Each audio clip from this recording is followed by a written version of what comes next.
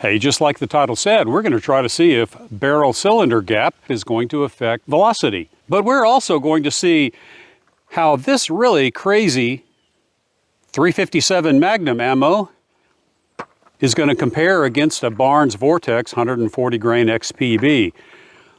I've never seen anything like it. And we're also going to see if we can answer the question of why sometimes when I fire the 357 Magnum revolver, there's a muzzle flash, and sometimes there's not. I hope we can answer that question also. I hope you'll stick around. We've got a lot to do in a very short period of time.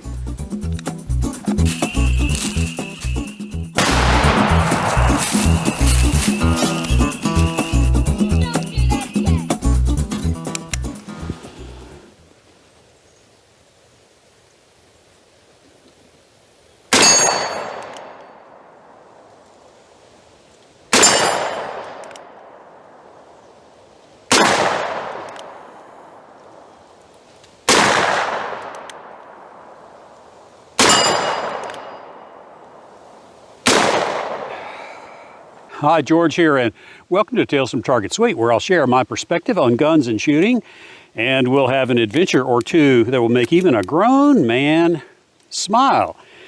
And a lot has happened since I posted the first video on this 357 Magnum Blackhawk from Ruger, and the biggest thing that's happened is that I bought this gun. If you remember, in fact, here's a little clip that I posted in that video. It had a really big barrel cylinder gap, yes, and I sent it back to customer service, and they fixed that. Don't know what they did, but Elwin, you did a great job. The barrel cylinder gap is now a reasonable 7/1000ths of an inch, and the in-shake is almost imperceptible.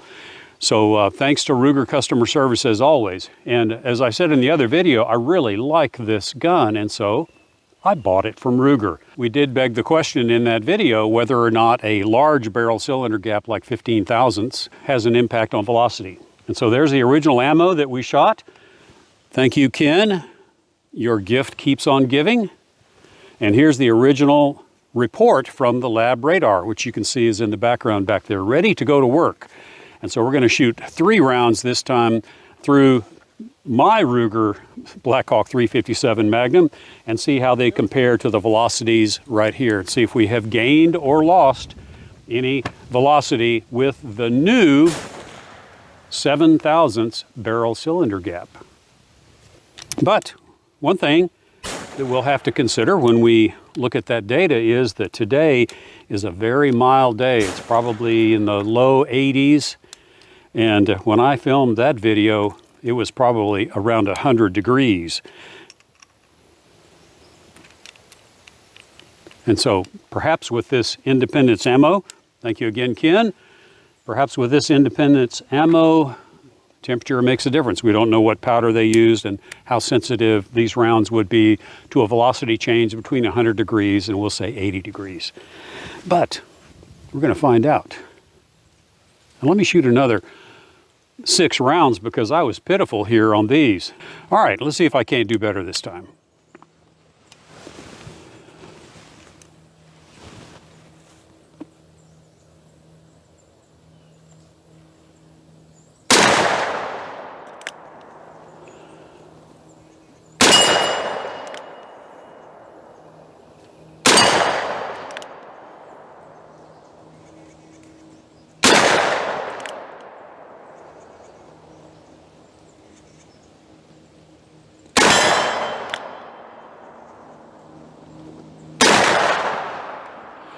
Yeah, I've got some work to do. But the other thing I mentioned in the intro was that we were going to compare a couple of rounds here. This is the civil defense load from Liberty Ammunition. But that has a very deep hollow point and a very thin wall right here. So I think that's going to be exciting. In fact, I'll tell you what let's do. Let's get set up right now and let's shoot these 2 cans of tomatoes with these 2 rounds. That is the civil defense ammo from Liberty Ammunition, 357 Magnum 50 grain they are advertising 2,100 feet per second out of a handgun. And these Barnes Vortex rounds I shot across the chronograph, and they're averaging 1,380 feet per second across the chronograph. So let me set these two cans up.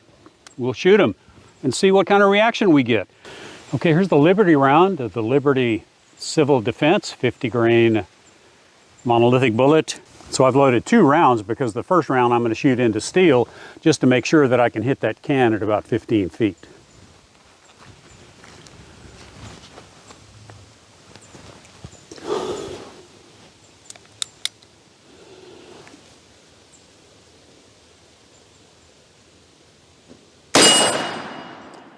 Okay.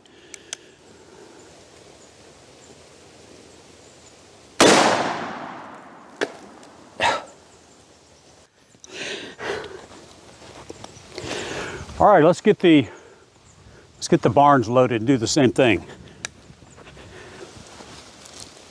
Again, 2 rounds. First round goes into a steel target, and the second round goes into the can of tomatoes.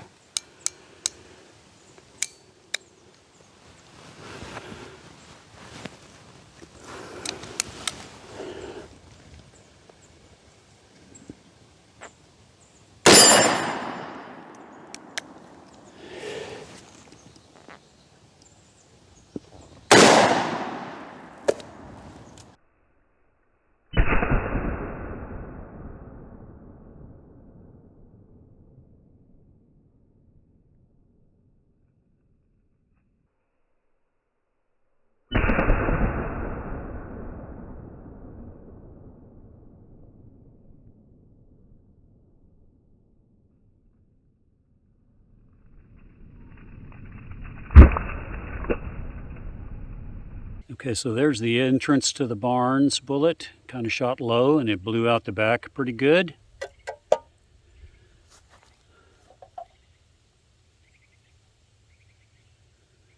Okay, here's the question. Is that the exit? I believe that is the exit.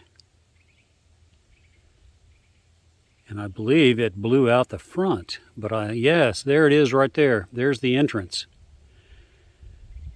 So all of that energy went into the front and was expended, and all that came out the back was basically just a punched hole. Very interesting. And this was the 50 grain civil defense bullet. So you've seen the slow motion, and I haven't, but both of those look pretty darn dramatic. 50 grains out of a .357 Magnum? Wow. Okay, I just realized I haven't given you guys a close-up look at my Ruger Blackhawk. Let's fix that right now.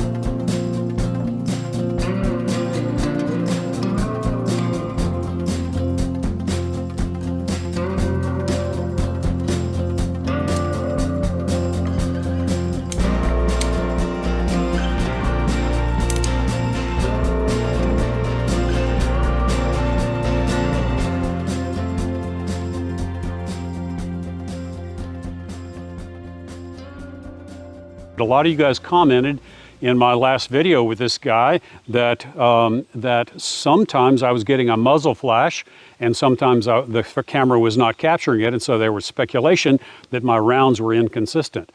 Personally, I think, and I still have my ears in, so I may be shouting a little bit. Personally, I think it has nothing to do with that. I think it has to do with the fact that the images, you know, if a video is a series of pictures that are captured and then they're rolled together, and the eye sees it as one steady stream of video, but it's actually individual pictures.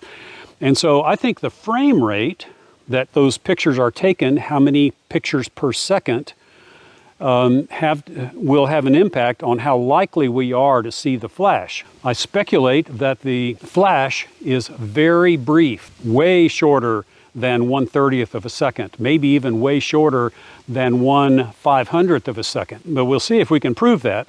And I've got the camera set up over there, and I'm going to shoot 3 shots. The first 3 shots are going to be, the video is going to be taken at 30 frames per second. The second 3-shot group is going to be filmed at 120 frames per second.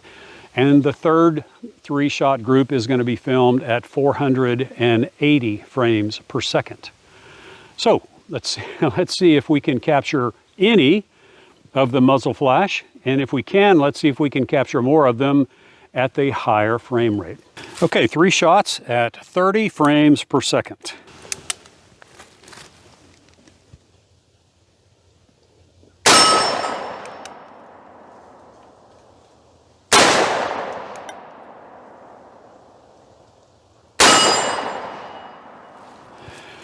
Okay, I'll turn both cameras off now. I'll change the frame rate to 120 frames per second.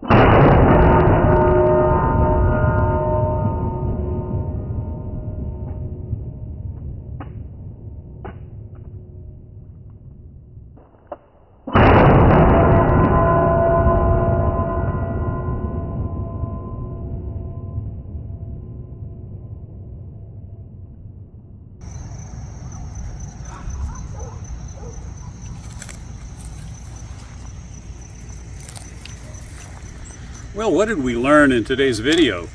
First of all, I would say that civil defense ammo from Liberty was spectacular with shallow penetration. So we need to do a little bit more work with that. But golly, it really did blow up that can of stewed tomatoes. But I hope you've enjoyed this video with the Ruger Single 6, now that it's back from customer service with the smaller barrel cylinder gap. And you know what we found was interesting, I thought, and let me just kind of make sure I get my notes right this time. But the muzzle velocity average that we got with the 15,000th barrel cylinder gap was 1,377 feet per second, with an extreme spread of only 27 feet per second. But then when we got it back from customer service with an appropriate 7,000th barrel cylinder gap, really nice. But we only picked up 3 feet per second at 1,380 feet per second average, and so that's not enough to be, that's just lost in the noise. So we didn't really see much between 15 thousandths to 7 thousandths reduction. I was surprised. But then there was that muzzle flash, and let me put my notes down. I was surprised also about the muzzle flash. I thought once... Pardon the voiceover, but my friend there didn't have the advantage of seeing the edited footage, which of course revealed 3 muzzle flashes captured at the high frame rate of 480 frames per second. We even captured some muzzle flashes at 120 frames per second, but even in the early shooting segments, there were some shots that captured muzzle flashes at a standard frame rate of 30 frames per second. In one segment, there were 2 cameras running. One camera caught the muzzle flash, one did not. Let me know in the comments how many flashes you saw altogether. Anyway, let me know what you find out. I appreciate your comments as always. Thank you so much for joining me. I am here at my son Austin's house outside of Seguin, enjoying a little bit of West Texas. We're kind of at that transition between East and Central Texas into West Texas. So we've got some cactus in the background and beautiful sunsets to the west. But thanks for watching. If you haven't, please subscribe. But most importantly, please hit that thumbs up button. And with that said, I think I'll say goodnight. I'll see you in the next video.